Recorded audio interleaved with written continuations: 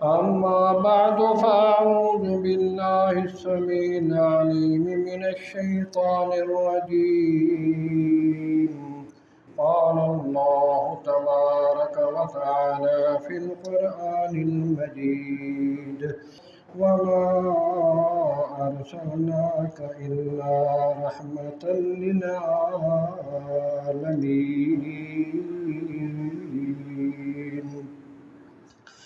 وقال النبي صلى الله عليه وآله وسلم: إني لم أبعث لعانا ولكن بعثت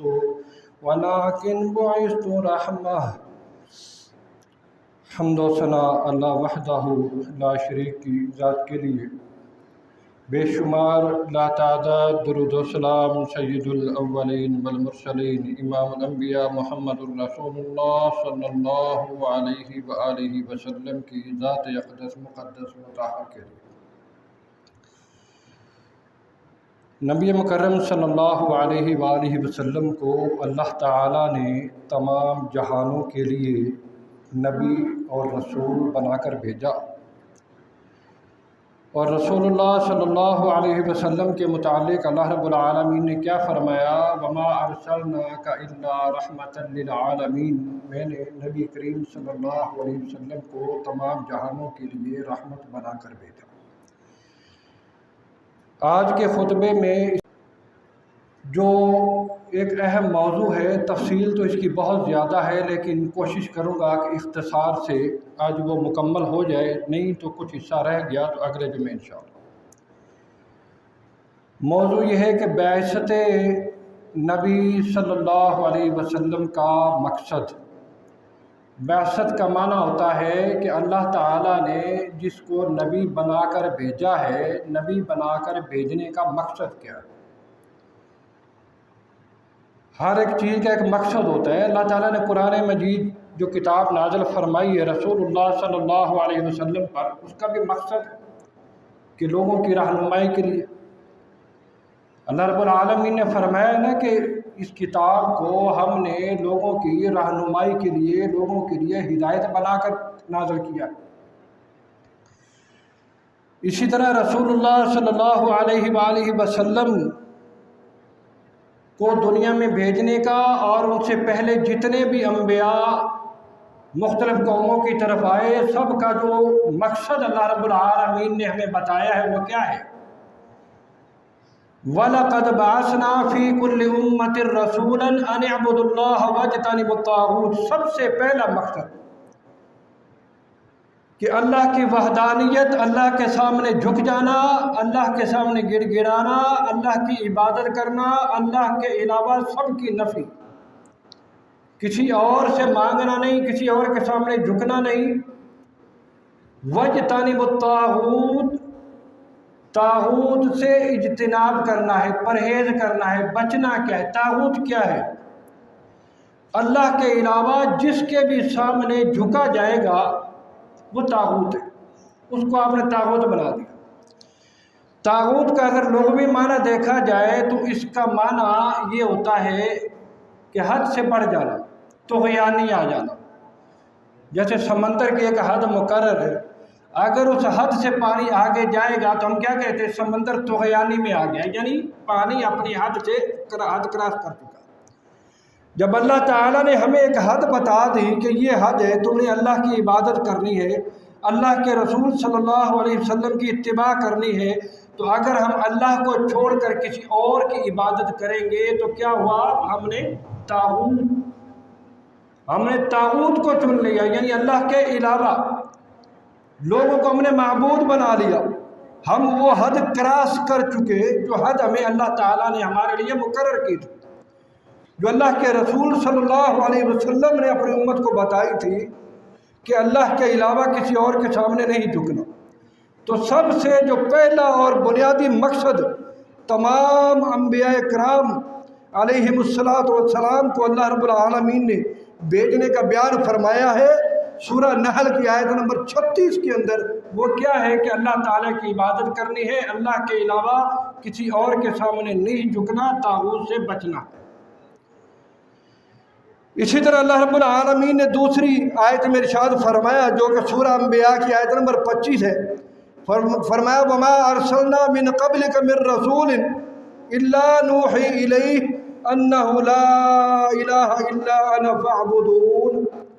نبی کریم صلی اللہ علیہ وسلم کو مخاطب کر کے اللہ تعالیٰ نے فرمایا کہ آپ سے پہلے بھی میں نے جتنے نبی بھیجے ہیں سب کی طرف میں نے وحی کی تھی۔ وحی کیا تھی؟ کہ میرے علاوہ کسی اور کی عبادت نہیں کرنا۔ انہ لا الہ الا انا فاعبدون، فرمایا کہ اللہ کے علاوہ کسی اور کی عبادت نہیں کرنی، صرف اور صرف اللہ کے سامنے جھکنا ہے، اللہ کی عبادت کرنی ہے۔ اور نبی کا جو دوسرا مقصد ہوتا ہے امت میں بھیجنے کے لیے، امت کو تعلیم دینا۔ کس چیز کی تعلیم؟ کتاب اللہ کی تعلیم، اس کتاب کی تعلیم جو اللہ کی طرف سے نازل ہوئی ہے، اس کتاب کی تعلیم دینا یہ نبی کا مقصد ہوتا ہے۔ جتنے بھی انبیاء آئے سب کو اللہ رب العالمین نے کسی کو صحیفے عطا کیے، کسی کو کوئی کتاب عطا کی۔ اسی طرح اللہ رب العالمین نے ہمارے پیارے نبی حضرت محمد الرسول اللہ صلی اللہ علیہ وآلہ وسلم پر بھی ایک کتاب نازل فرمائی جس کا نام قرآن مجید فرقان حمید ہے۔ کافی سارے نام ہیں، فرقان بھی کہا جاتا ہے، کیوں؟ حق اور باطل کے درمیان فرق کرنے والی کتاب۔ مجید، قرآن مجید، مجید کس لیے کہا جاتا ہے؟ کہ عزت والی کتاب۔ اور بہت سارے نام ہیں۔ الذکر بھی کہا گیا قرآن مجید کو، کیوں؟ کہ یہ اللہ کا ذکر، اللہ کو یاد کیا جاتا ہے۔ اللہ تعالیٰ کے احکامات کو پڑھ کر اللہ تعالیٰ کی اتباع، فرما برداری اور اللہ کے رسول صلی اللہ علیہ وسلم کے اتباع کے راستے کو تلاش کیا جاتا ہے۔ اسی طرح اللہ رب العالمین نے کیا فرمایا؟ ربنا وبعث فیہم رسولا منہم یتلو علیہم آیاتک ویعلمہم الکتاب والحکمہ ویزکیہم انک انت العزیز الحکیم۔ سورہ بقرہ آیت نمبر 129 ہے۔ سیدنا ابراہیم علیہ السلام نے جو دعا کی تھی اللہ رب العالمین سے کہ اللہ ان لوگوں میں ایک نبی بھیج دے، ایک پیغمبر بھیج دے، رسول بھیج دے۔ مقصد کیا ہوگا اس کا؟ کہ وہ ان پر تیری کتاب کی آیات کی تلاوت کرے گا، ان کو تیری کتاب اور اپنی حکمت یعنی اپنی سنت ان کو بتائے گا، ان کو سکھائے گا۔ وَيُزَكِّيهِمْ، اور ان کا تزکیہ کرے گا۔ تزکیہ کیا ہوتا ہے؟ انسان کوئی غلطی کر رہا ہے، گناہ کر رہا ہے، تو نبی کا کام ہے اس کو بتانا کہ یہ کام نہیں کرنا، یہ اللہ کی نافرمانی کے کام ہے۔ العلماء ورثۃ الانبیاء، آج نبی تو دنیا میں آنے سے رہے، آخری پیغمبر رسول اللہ صلی اللہ علیہ وسلم اس دنیا سے اپنی دعوت کا پیغام دے کر چلے گئے، علماء کو انبیاء کا وارث بنا کر چلے گئے۔ آج وہی پرچم تھامے ہوئے علماء جب کسی بات کی نشاندہی کرتے ہیں کہ یہ معاشرے میں جو کچھ ہو رہا ہے یہ غلط ہے، لیکن ہمارے معاشرے میں معاملہ ہی الٹ ہے۔ بجائے سمجھنے کے کیا ہوگا کہ اگر ہم نے دیکھ لیا کہ ہمارا کوئی مخالف مولوی کے ساتھ کھڑا ہے، یقیناً یہ بات آج مجھ پہ فٹ ہو رہی ہے، اس نے اس کو کہی ہوگی تو آج مولوی نے میرے خلاف دعا پڑھا ہے۔ یہ ہمارا معاملہ معاشرے کا دستور بن چکا ہے، ماحول بن چکا ہے۔ اللہ تعالیٰ رحم فرمائے۔ جب اللہ کے نبی کے لیے دعا کی جا رہی ہے کہ ایسا نبی بھیج جو ان کا تزکیہ نفس کرے، ان کو گناہوں سے پاک کرے، نیکی کی طرف بلائے، گناہوں سے روکے، نیکی کی طرف بلانے کی دعوت دے، ان کو ان کا تزکیہ نفس کرے، تو وہی دعوت آج علماء کرام بیان کرتے ہیں۔ اور فرمائے انکا انت العزیز الحکیم، کہ اللہ بے شک تو عزت والا بھی ہے اور حکمت والا بھی ہے۔ اور اسی طرح اللہ رب العالمین نے خود یہ مقصد بیان فرمایا سورہ جمعہ کے اندر۔ یہ سورہ جمعہ میں بھی آج موجود ہے اور سورہ سجدہ کے اندر بھی ایک دو الفاظ کا فرق ہے۔ فرمایا هو الذی بعث فی الامیین رسولا منہم یتلو علیہم آیاتہ ویزکیہم ویعلمہم الکتاب والحکمہ۔ اللہ تعالیٰ فرماتا ہے کہ هو الذی بعث، اس نے بھیجا، کس نے؟ اللہ تبارک و تعالیٰ نے۔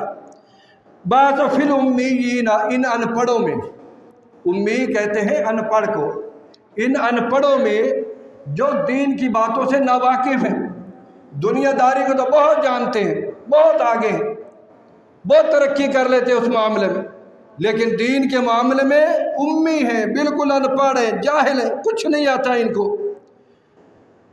تو منہم یتلو علیہم آیاتہ، اور اللہ تعالیٰ نے جو رسول بھیجا وہ بھیجا بھی انہی میں سے، رسولم منہم، ان میں سے، یعنی انہی میں سے، کسی کا بھتیجا ہے، کسی کا بھانجا ہے، یعنی رشتہ داریاں انہی کے ساتھ ہیں، انہی میں سے ہے، کوئی آسمانوں سے کسی فرشتے کو نہیں بھیجا، انہی میں سے بھیجا۔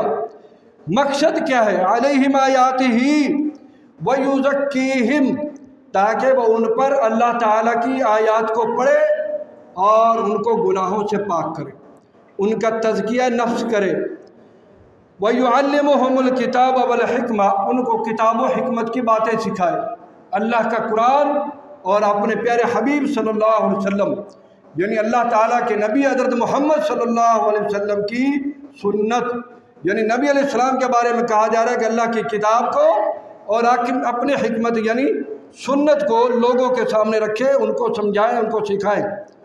اور ان لوگوں کی جو حالت اللہ تعالیٰ نے بیان فرمائی، فی ضلال مبین، یہ لوگ اس سے پہلے بالکل گمراہی پر تھے، سراسر گمراہ تھے، ان کو کچھ پتہ نہیں تھا، کچھ نہیں آتا تھا، اللہ کو چھوڑ کر بتوں کے سامنے جھکنے والے، 360 بت بیت اللہ میں رکھے ہوئے، ان کے سامنے جھکنے والے، یہ روزی دیتا ہے، یہ دالیں دے گا، یہ گندم دے گا، یہ آٹا دے گا، یہ اولاد دے گا۔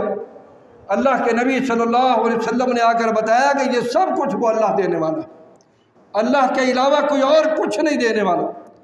تو یہ مقصد دوسرا کہ کتاب و حکمت کی بات سمجھائے اور ان کو سکھائے، اور اسی طرح یہی چیز چوتھی کے اندر بھی دانائی کی تعلیم، یعنی نبی کریم صلی اللہ علیہ وسلم سے کی سنت سے جو دانائی اور حکمت کی باتیں معلوم ہوتی ہیں وہ بھی سکھائی جائے۔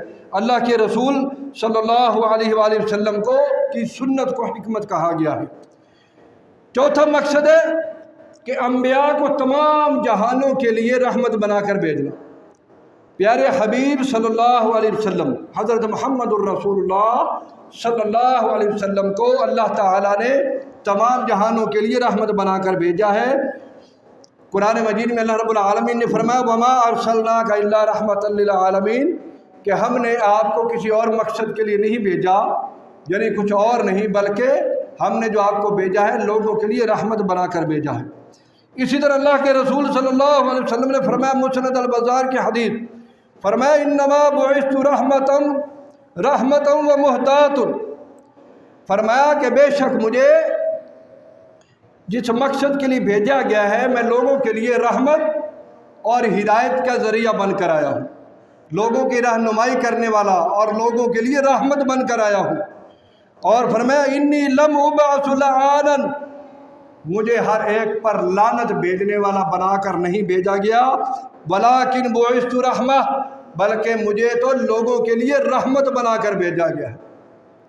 ہوتا ہے نا ہمارے یہاں معاشرے میں، چھوٹی سی بات ہو گئی، بچے نے تنگ کیا، ماں نے کیا کیا، جوتا اٹھایا اور سیدھا، ہمارے معاشرے میں یہ عام ہو چکا ہے۔ ہم امتی نبی کریم صلی اللہ علیہ وسلم کے ہیں، چھوٹی چھوٹی بات پہ لعنت، پھر ایک آدمی نہیں، لاکھ دی لعنت، ایک بھی نہیں، پوری لاکھ ہے، ایک آدمی نہیں، ایک پہ تو صبر ہی نہیں، ایک نہیں، دو نہیں، ہزار نہیں، 2000 نہیں، پوری لاکھ سے نیچے ہم کھڑے ہی نہیں ہوتے۔ اور پانچواں جو مقصد ہے تبشیر و انذار۔ تبشیر کا معنی ہوتا ہے خوشخبری دینا، انذار کا معنی ہوتا ہے ڈرانا۔ اللہ کے رسول صلی اللہ علیہ وسلم جہنم سے ڈرانے اور جنت کے لیے خوشخبریاں دینے کے لیے آئے۔ اللہ کے نبی صلی اللہ علیہ وسلم کے پاس ایک صحابی آتا ہے، کہا کہ اللہ کے رسول صلی اللہ علیہ وسلم مجھے یہ بتائیے اسلام کیا ہے؟ تو نبی کریم صلی اللہ علیہ وسلم نے مختصر سا اس کو بتا دیا کہ اسلام یہ ہے کہ تو اللہ کے علاوہ کسی اور کے سامنے سجدہ ریز نہ ہو، اللہ کی عبادت کرے، نماز پڑھے، روزہ رکھے، زکوٰۃ دے، مختصر سا بتا دیا۔ جو چند باتیں اللہ کے رسول نے بتائیں، وہ صحابی جاتے ہوئے کہنے لگا کہ اللہ کے رسول، اللہ کی قسم جو آپ نے بتایا ہے میں نہ اس میں کمی کروں گا اور نہ ہی اس میں زیادتی کروں گا، نہ اس میں ज़्यादती करूँगा। यानी जो आपने बता दिया मैं इस पे अमल करने की कोशिश करूँगा। तो अल्लाह के नबी ने फरमाया कि अगर किसी ने दुनिया में जन्नती देखना है तो इस शख्स को देखना। ये है खुशखबरी, ये है बिशारत, तबशीर, यानी कि खुशखबरी सुनाने वाला बना कर भेजा गया। अल्लाह के नबी सल्लल्लाहु अलैहि वसल्लम ने फरमाया ना, कौन है कि जो ये काम करे और मैं उसको जन्नत की ज़मानत दूँ। नबी अलैहि सलाम ने फरमाया जो बंदा दो चीज़ों की गारंटी दे दे, एक अपनी ज़ुबान, दूसरी शर्मगाह के ज़रिए गुनाह का काम ना करे और ज़ुबान को के ज़रिए भी गुनाह ना करे। मतलब ऐसे कैंची की तरह ना चलती रहे, सिर्फ अच्छी बातों के लिए चलाए और गलत फजूल इसको इस्तेमाल ना करे, मैं उसको जन्नत की ज़मानत देता हूँ। ये है खुशखबरी। और गुनाहों से डराना, अल्लाह के नबी सल्लल्लाहु अलैहि वसल्लम ने क्या फरमाया कि अल्लाह के अलावा किसी और की इबादत ना करो, अल्लाह के साथ शिरक ना करो। अगर शिरक करोगे तो शिरक का अंजाम क्या है? अल्लाह ताला ने कुरान मजीद में फरमाया इन्नल्लाह ला यग़फिरु अन युशरका बिही व यग़फिरु मा दूना ज़ालिका लिमन यशा।